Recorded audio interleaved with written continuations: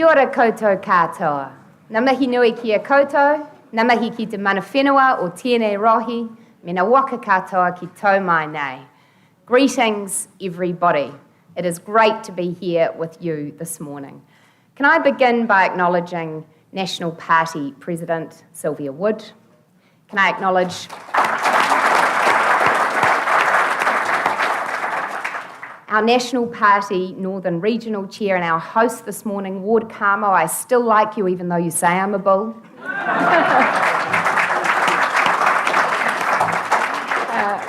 The Right Honourable Dame Jenny Shipley, who shares today with us alongside National Party board members, my colleagues, fellow members of Parliament, family, friends, all of you.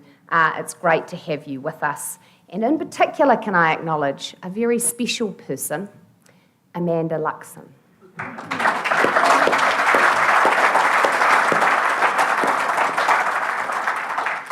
Now, my name is Nicola Willis, and I'm National's Deputy Leader. And today I have a very special task, and that is to introduce to you our Leader of the National Party, Chris Luxon.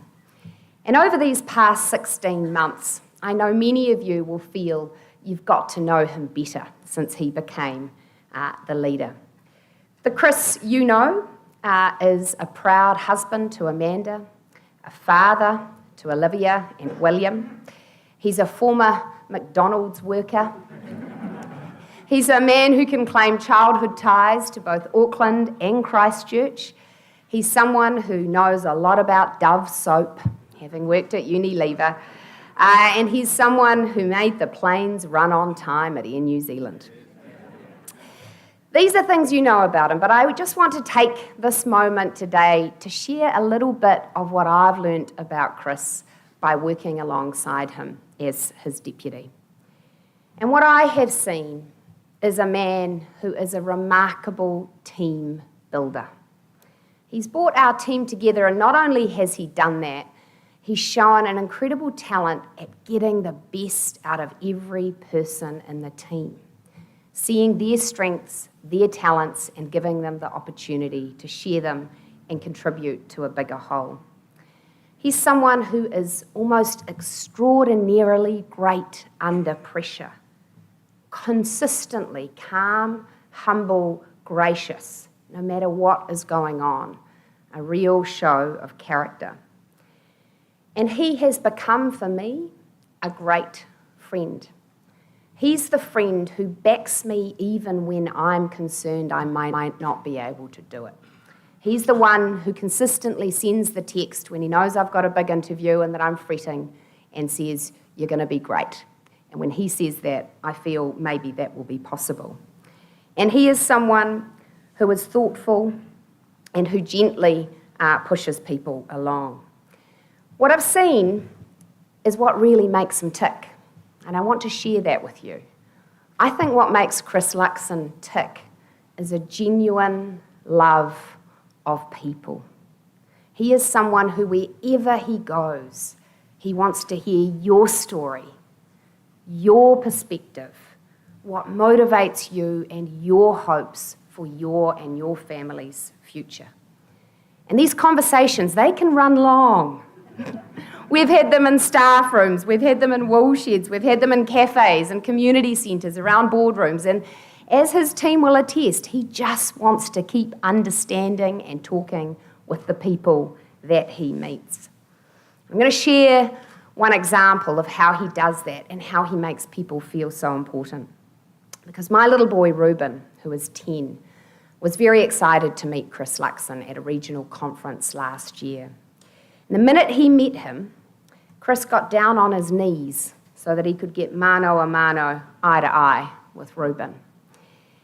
And then they talked, and they talked, and they talked. And I was thinking, oh goodness, what is Reuben telling Chris? I hope he's minding his P's and Q's. So afterwards I said to Reuben, how was Chris? What did you chat about? And he said, Mum, it's the best conversation I've ever had, because, do you know, he really cares about World War I and II history too. So we talked about the number of people in each of the armies. We compared notes on the battles, on the different kinds of tanks and planes, and Mum, it was just so exciting. So I thought that was wonderful that someone had taken that time with Reuben, but it wasn't till a couple of weeks later that I saw the twist in that tale, which is that I heard from Reuben's teacher that he'd had show and tell. And at show and tell, of course, he'd shared the most exciting conversation he'd had in his life, which ended with this declaration to his teachers and fellow students. Chris Luxon told me, "I have a brain the size of a planet."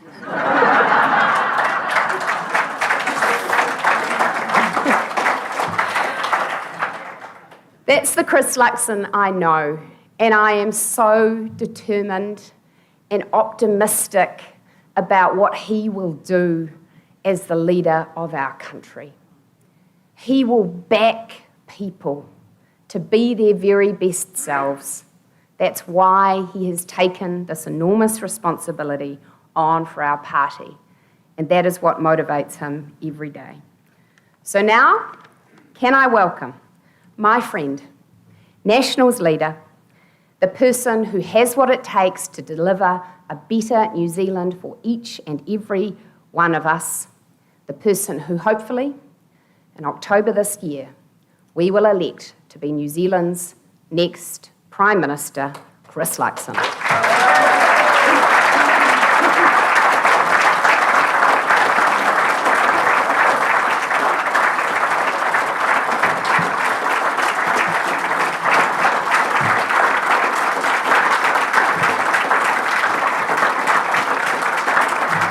Have a seat. Well, kia ora tātou, good morning and welcome everyone. Can I just say thank you so much for coming out and being here on a Sunday morning. It is so good to see so many of you. Can I just firstly acknowledge our great Deputy Leader, Nicola Willis, my good friend, and say thank you, Nicola. I am so proud to be partnering and doing this journey with you, and I just so enjoy our time together and what we're trying to create and do for New Zealand and for our National Party. Can I acknowledge Sylvia Wood and say, Sylvia, thank you so much for the way you're refreshing the National Party and getting our whole organisation in tune again. It's so awesome. To all the other board directors are here, thank you for all your contribution. To Ward Carmo, thank you for the enthusiasm you're bringing to the northern region and hosting us here this morning. To Dame Jenny Shipley, can I just say thank you for all the texts and encouraging and conversations that we get to have. I really appreciate your perspective and thank you for gifting that with me. And to my wonderful wife, the person that means the most to me in the whole wide world, Manda, thank you for being on this journey with me as well. And to all of you that have come from all around the place, all around the country, all around the town, or whether it's just around the corner, thank you for being here. I do want to acknowledge what an extraordinary beginning New Zealand has had to the start of 2023, and especially the North Island, and including parts of Auckland not that far from here. And I've visited places that have been devastated by the floods and by Cyclone Gabrielle recently, and plainly there is a period of great anxiety for so many people. Because many have lost their houses and they've lost their livelihoods, and they don't know whether, when or how they can return to the places that they call home. But in all of that devastation, the best of the New Zealand character continues to amaze and to inspire us all. Because we've seen people on the ends of shovels or providing food or a roof over the heads of other families. And for some, just being there has brought a huge amount of comfort in a time of great despair. And when we look again at those videos of rivers raging through our neighbourhoods, we wonder why the death toll was not even higher. And part of the answer is that for so many people, though tragically not for all, help came when they needed it most. And so to all the well-trained professionals and to all the civilians who acted on instinct and to all of those who've been on the news and to those that remain unsung, on behalf of the National Party, on behalf of New Zealand, thank you for going above and beyond. We are so grateful and we are so incredibly proud of all of you for the help that you've given us.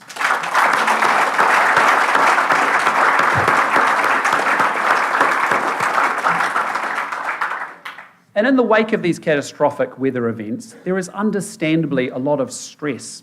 And unfortunately, it builds on a sense that New Zealand has become fragile where it once was sturdy, that it is vulnerable where it used to be resilient. And globally, the war in Ukraine, rising geopolitical tensions, and the impacts of climate change create even more volatility and uncertainty. And added to those global events, many Kiwis up and down New Zealand are understandably feeling frustrated and they're feeling worried about the direction that our country is heading in. And they're unhappy about our worsening economic problems, and they feel burdened and stifled by a bloated government that has grown too bureaucratic, too wasteful, and too unresponsive to their problems. And sometimes they're feeling they've lost control over their own finances and their own lives.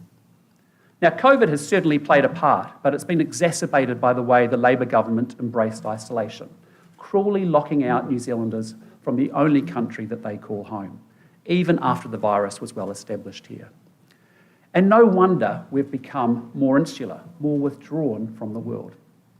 And then added to that, we've had 5.5 years of an underperforming Labour government that has taken New Zealand backwards and simply cannot deliver. And it's not good enough to say you're going to lower greenhouse gas emissions, but not do it. And it's not good enough to say that you're going to do affordable housing, but not actually do it.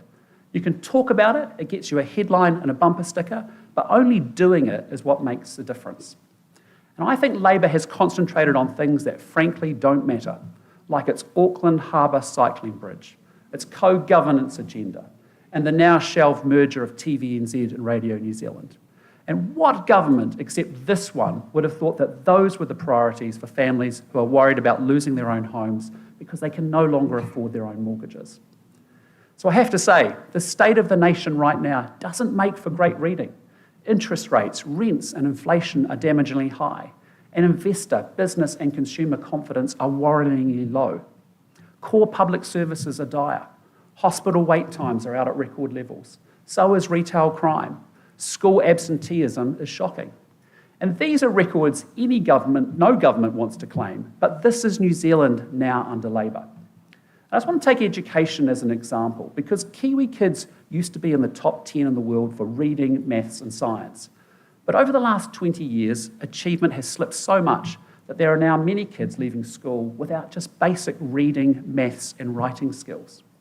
And I have to say, sadly, that is the legacy that Chris Hipkins leaves us as Education Minister for the last 5 years. Labour is now spending $1 billion more each and every week than National was spending in 2017. And I have to say, it's a very, very special skill to be able to spend more, to hire more bureaucrats, and yet deliver worse outcomes, but Labour has managed to do it.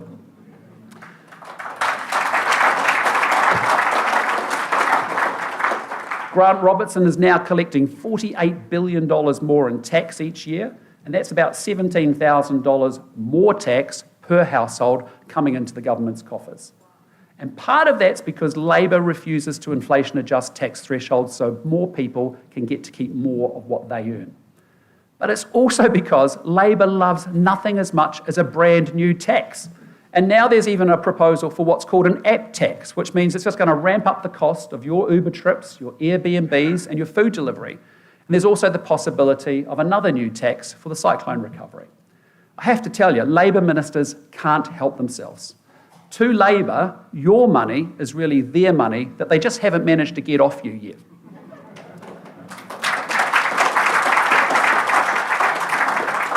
And National says that government should be disciplined in their own spending before they reach deeper into your pockets. National says that if you work hard, you should be able to get ahead. I believe that, and I know New Zealanders believe it too.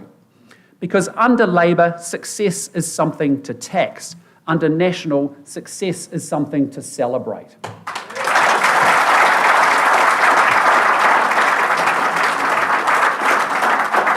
And I have to say that life is too hard for too many New Zealanders right now. But under National, there'll be a new direction, because a national government that knows what it's doing, knows where it's going, focuses on what matters, and that gets things done to help New Zealanders get ahead is what we're going to deliver after October the 14th.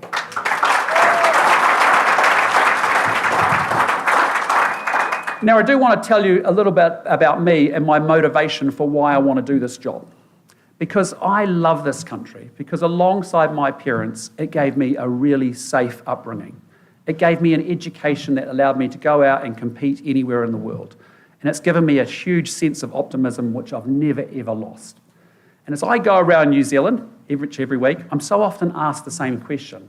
And it typically starts, people say, look, you seem like a nice guy, you have a lovely family, you had a great career, why on earth would you go into politics? And behind that question, there's actually some understandable implied cynicism about politics and politicians. And it's because many people are just tired of politicians who are all spin, no delivery, who talk but don't get things done and don't help them get ahead in their daily lives. And I've come to politics because I think New Zealand is simply the best country on planet Earth, and we have unlimited potential ahead of us. And I want to take all the skills, abilities and experiences I've had in turning organisations around and now go and apply that to turning New Zealand around. And I've spent my whole life, my whole career, solving problems, realising potential and getting things done. And I actually think that is the real world leadership experience New Zealand could do with right now.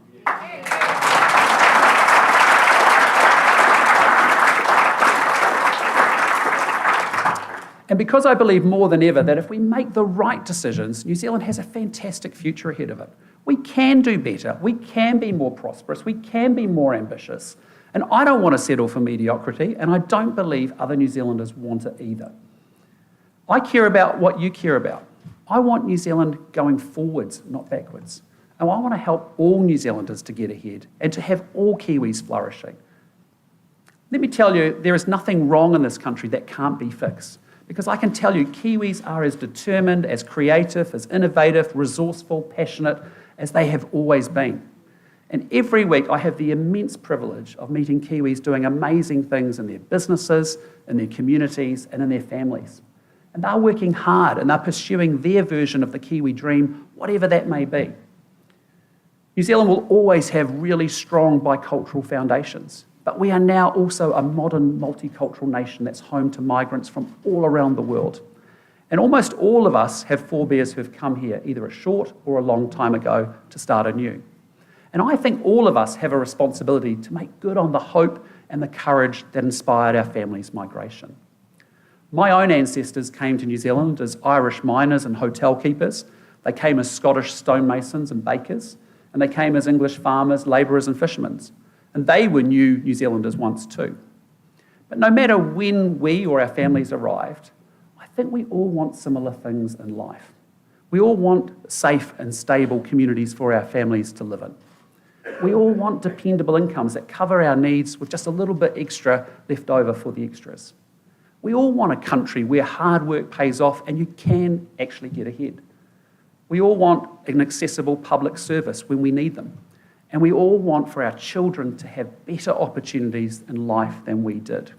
That's common to all of us. But it is hard-working Kiwis and vibrant businesses, whether they're in dairy farms or IT startups or small exporters and big manufacturers, that create the opportunities. And by doing so, they lift incomes, family incomes for all. And the better our incomes, the greater the choices that we all get to have as to how we live our lives. And if New Zealand is to create opportunity and it's to lift incomes, it must embrace the world. Because out there are 195 countries and 8 billion people on Earth. And the lifestyle of every one of us here in New Zealand depends on some extent on those people and on those countries buying the goods and services that New Zealand offers, including as a tourist destination. And whatever we want, our standard of living has to be earned. Only a strong competitive economy can afford the services that New Zealanders expect. There is no entitlement, there is no automatic right to live as a first world country. And under National, I believe New Zealand can propel itself forwards instead of drifting. National will make New Zealand more resilient and less fragile. We're going to make New Zealand feel empowered instead of listless. And I think the potential for us in the world is matched by a huge potential for us here at home. And I have to say, I don't accept the status quo. I don't accept that the highest inflation in 32 years and rapidly rising interest rates is the best that we can do. I don't accept that just 46% of kids attending school regularly is okay. I have to say, I don't accept... And I have to say, I don't accept that the blowout in hospital waiting times are acceptable at all.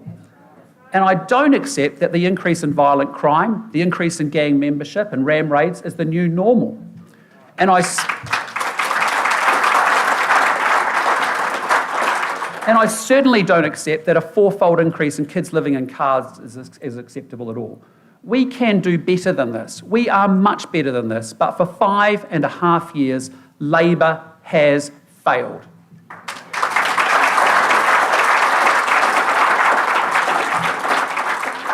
There's a new Prime Minister, but I'm telling you, it's the same old Labour. And I'm also saying Chris Hipkins couldn't deliver for Kiwis when he was part of Jacinda Ardern's Inner Circle, and I can tell you now he won't deliver for Kiwis right now either. National will chart a positive course for New Zealand, because it's not about left or right at all. It's about going forwards instead of going backwards, and it's about life getting better for all New Zealanders. And I'm telling you, under National, the culture of excuses will end.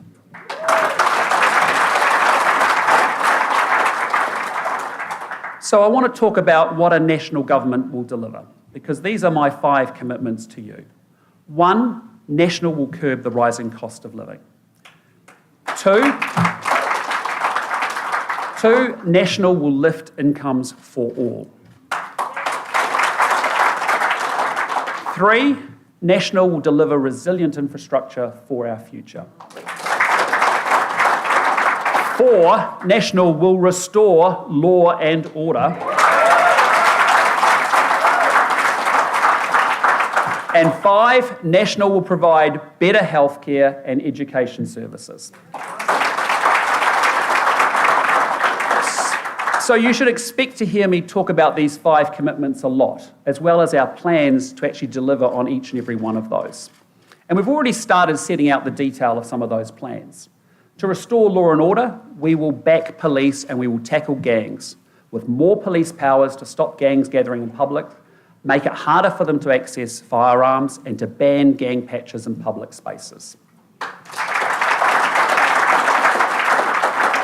And we'll introduce tough consequences, including youth military academies for serious repeat youth offenders, because we want to help them turn their lives around. That's what that's about.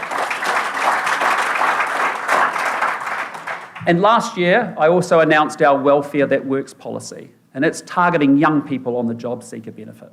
Because the best way to lift incomes for all, and especially those doing it tough, is to move people off welfare and into work. And frankly, young people who don't have a good reason not to be working should be working. Businesses here in New Zealand are crying out for workers, and yet under Labour, there are 50,000 more people on a job seeker benefit. That's enough to fill the whole of Eden Park. And if you're a young person on a benefit who is able to work, National's going to do everything it can to help you into a job. But if you don't play ball, you'll face sanctions, the free ride will be over, and personal responsibility will be back.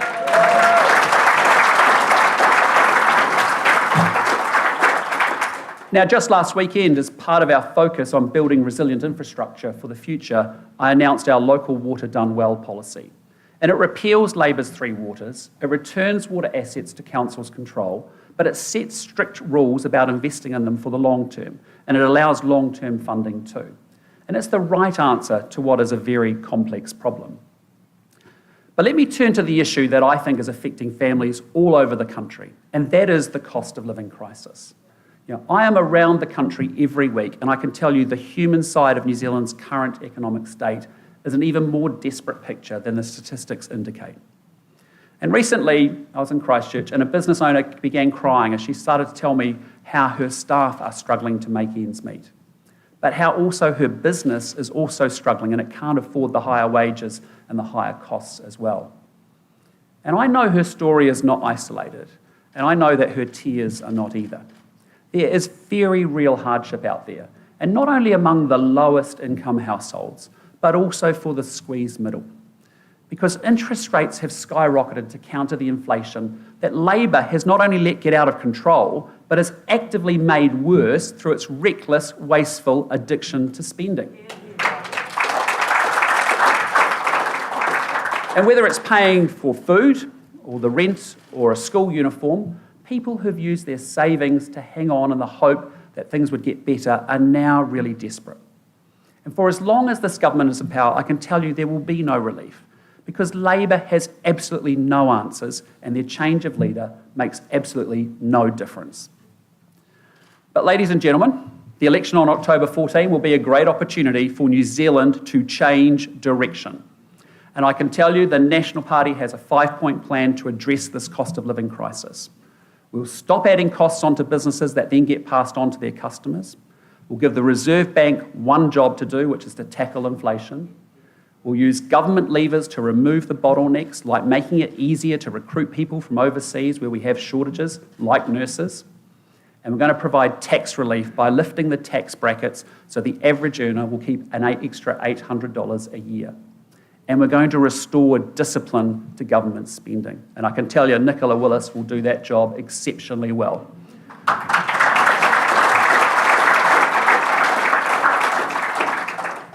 But I am particularly worried about families with young children, because I think Kiwi families are getting totally hammered by inflation. And if they have a mortgage, by rapidly rising interest rates that we've now seen. And I can tell you, parents are sleepless. They're running the numbers over and over in their heads about their mortgage payments when they have to go refix their mortgages. Or maybe their rent is up and they are now worried about their budget stretching to skyrocketing grocery bills and the rising cost of everything else that they're dealing with. And most families these days need 2 incomes just to keep the household afloat. But to go to work, most parents also have to pay for childcare. And in New Zealand, early childhood education is amongst the most expensive in the developed world. And so for a typical family, it accounts for roughly a quarter of their household income. Now, these are parents who are trying to get ahead, but after paying for food, paying for petrol, paying for the clothing, and maybe a plumber or a dentist or another one of the bills that life seems to throw at us, they are going backwards. Some of you may have even read the story that I read of an Auckland couple who cut out every additional expense and went through the heartbreaking decision, and heartbreaking was the word that they used, to shift their kids to cheaper childcare so the parents could pay to afford the mortgage. And I just have to say, it is not right that you have to choose between your childcare or your house. This is not a decision that Kiwi families should have to make. But after 5.5 years of Labour, these are the decisions that families are making around Kiwi kitchen tables right now. And so today, I am pleased to announce a policy that I think will make a huge difference to many young families. National is going to take some of Labour's wasteful spending, which is achieving absolutely nothing, and we're going to use it to create the Family Boost childcare tax rebate to make early childhood education more affordable.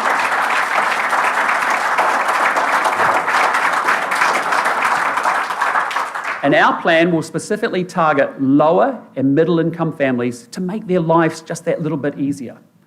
National's Family Boost childcare tax rebate will help 130,000 lower middle income families keep more of what they earn, with up to $75 more in their after-tax pay each week.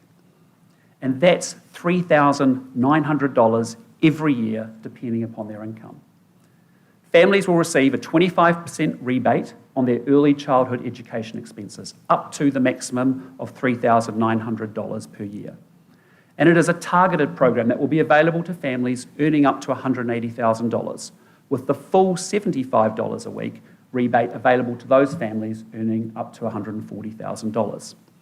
So just think about it. A young teacher and a plumber earning, say, $135,000 between them, who are spending $300 a week on childcare, would now receive a weekly rebate of $75, paid fortnightly by the IRD into the parent's bank account.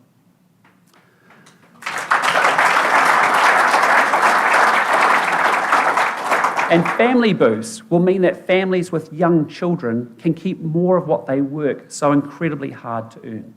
And it will make them up to $75 a week better off after tax. And also, making childcare more affordable will also help families who would like to work more hours. Because with Family Boost, parents have more choices to return to work or to extend their hours, knowing that their children are well looked after and it's not costing the house, literally. And so the good news is that Family Boost will be fully funded by cutting Labour's wasteful spending on contractors and consultants.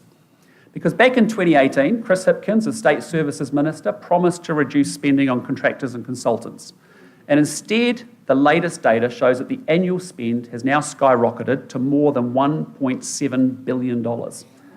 And that's up from $1.2 billion. So let me tell you what we're going to do. National's going to direct public sector agencies to end the culture of relying on contractors at a premium to do the regular job of a public servant. The culture of public servants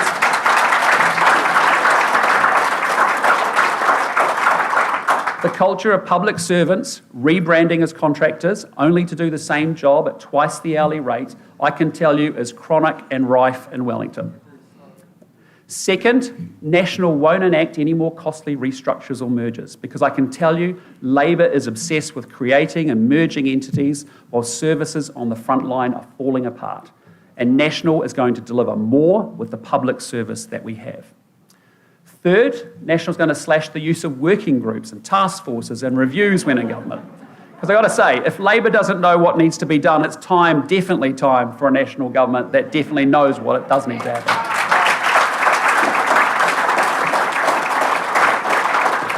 And finally, under National, public sector agencies will also be required to report their spending on contractors and consultants each and every quarter instead of annually. And that way we'll keep a track on it, and Nicola Willis will keep her beady eye all over it, I'm sure. I have to say, Labor has created a total gravy train for consultants through its obsession with working groups, wasteful spending, expensive public sector restructures that frankly are a boon for partners at the big consultancy firms, but they are not delivering better results for Kiwis. And under National, this gravy train's going to stop at the station.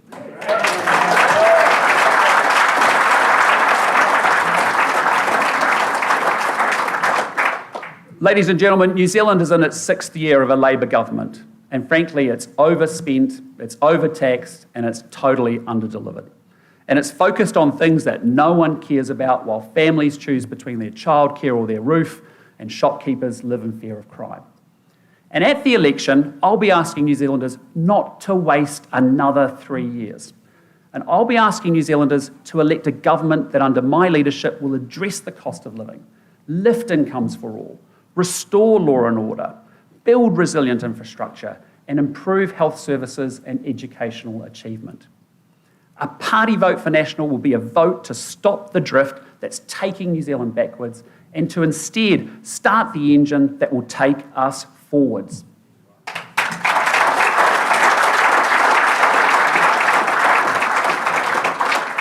This is a great country that could do so much more, that could be so much more, and that could aspire to so much more if only it had a national government. And I want to lead that government, a government with a big heart, a big view, and a big determination to ensure that New Zealanders can do better and they can get ahead. I have to tell you, I'm ready, my team is ready, we know we can do it, we know we can deliver the results that matter to New Zealanders, and we can't wait to get on with it and to get things done for New Zealanders. Thank you very much.